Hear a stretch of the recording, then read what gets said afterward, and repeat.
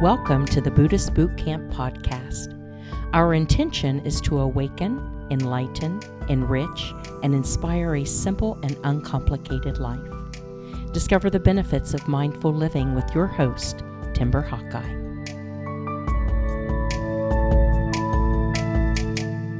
If your happiness depends on something you can lose, you will spend your entire life afraid of losing it.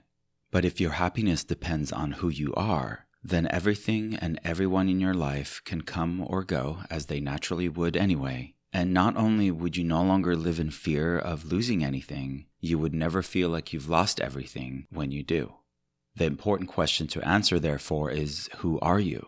And can you answer that question without describing aspects of your life that can be lost at any moment, like a job title, relationship status, your wealth, health, youth, etc.? We spend so much time sculpting the outward expression of who we are, our bios, but what if all of those things were somehow taken from us? Family members, photographs, all records of educational achievements, your credit score, citizenship, home, and even our names. What would be left? That's who you are. That's your essence, and it's constantly growing and evolving. This is why I think we must get to know who we are instead of what we are.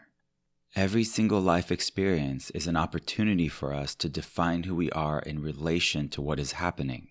Not to judge it as good or bad, but to decide right there and then who we want to be in that moment. Who am I? Well, you've heard me say that I am not what has happened in my life, nor what I have done. I am who I choose to become today.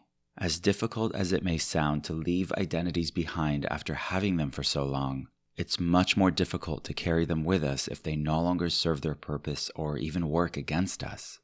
An identity crisis is exactly that.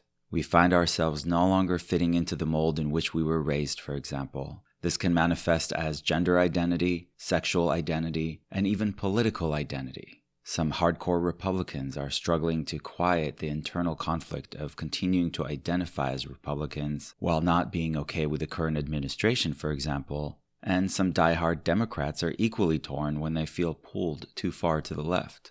A similar internal conflict occurs in many Christians when their churches aren't Christ-like, and in many of us when our behavior clashes with who we wish to be. Sometimes who we truly are clashes with who we thought we were. That's why the solution is for us to be at peace with ourselves about who we are without any labels. Then life is significantly less complicated. We simply accept each moment as an invitation for our real selves to show up.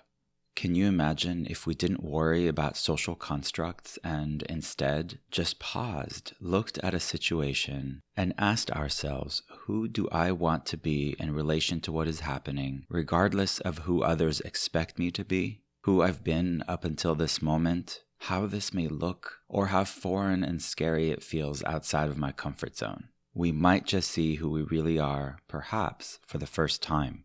We wouldn't live in fear of losing anything because nobody can take that away from us. If your happiness depends on something you can lose, you will spend your entire life afraid of losing it. That's why my happiness depends on who I am. Who are you? I waited a couple of weeks before recording this month's blog entry as a podcast episode so I can include insight offered by others during our Buddhist Bootcamp monthly discussions. It turns out many of us figure out who we are by systematically ruling out who we are not. A real life, I was lost, but now I'm found realization. We catch ourselves acting in a way that no longer feels aligned with the kind of person we wish to be. So we work on changing our behavior, like a system upgrade in which some of the bugs are worked out instead of keeping the same perspective yet expecting to somehow see the world differently. This action of continually filing down our rough edges, smoothing over our sharp corners, and pacing ourselves with intention is how our true nature reveals itself. So are we the so-called better person we are trying to become, or the person we are now? Some say neither. We are the ones observing the progression from one to the other.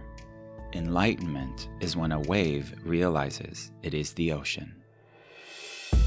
Timber Hawkeye is the best-selling author of Faithfully Religionless and Buddhist Boot Camp.